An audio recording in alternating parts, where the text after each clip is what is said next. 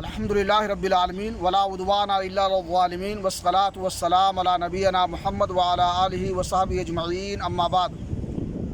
عن ابی ہریرہ رضی اللہ تعالی عنہ عن النبی صلی اللہ علیہ وسلم قال اتدرون من المفلس قالوا المفلس فینا من لا درہم له ولا متاع قال المفلس من امتی من یأتی یوم القیامة بصلاۃ وصیام وزکاۃ ويأتي وقد شتم هذا وقذف هذا وأكل مال هذا وسفك دم هذا وضرب هذا فيؤتى هذا من حسناته فإن فنيت حسناته قبل أن يقضي ما عليه أخذ من خطاياهم فطرحت عليه ثم طرح في النار.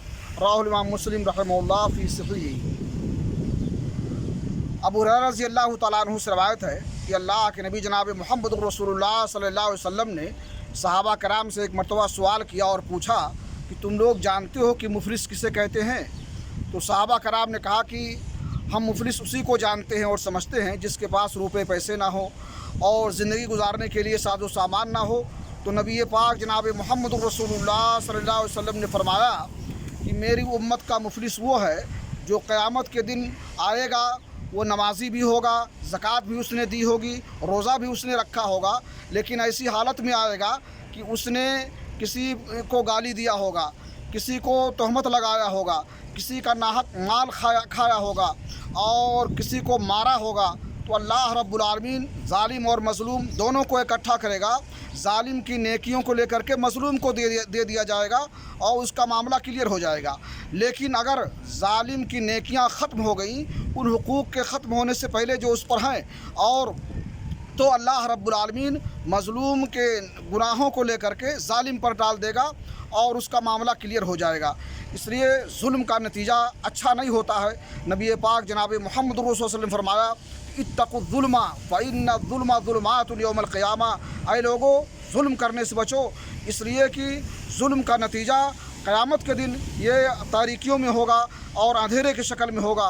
واتقوا الشح فإن الشح أهلك من كان قبلكم حملهم على أن سفكوا دماءهم واستحلوا محارمهم. کہ ظلم سے اس لیے بچو کہ اس کا نتیجہ بڑا بھیانک ہوگا. اور شح یعنی مال سے بہت زیادہ محبت کرنے سے اور شدید محبت سے بچو. مال سے اتنا زیادہ انسیت اور لگاؤ اور محبت نہیں ہونی چاہیے کہ انسان اپنی ساری توانائی اور سارے زور کو مال کو حاصل کرنے میں لگا دے، بلکہ اس کو اللہ کے راستے میں خرچ کرنا چاہیے اور آخرت کی بھی فکر ہونی چاہیے. وہ لوگ جو مال سے بے پناہ محبت کرتے ہیں تو اس کا نتیجہ یہ ہوتا ہے کہ وہ لوگوں کا خون بہانے پر آمادہ ہو جاتے ہیں اور مال کی محبت انہیں اللہ کی حرام کردہ چیزوں کو حلال سمجھنے پر آمادہ کر دیتی ہے. اس لیے مال سے بہت زیادہ محبت نہیں ہونی چاہیے. اور بخل اور شح کا نتیجہ یہ ہوتا ہے کہ خون خرابہ ہوتا ہے اور مال سے بے پناہ جب محبت ہوتی ہے تو اسے اللہ کے راستے میں لوگ خرچ نہیں کرتے ہیں.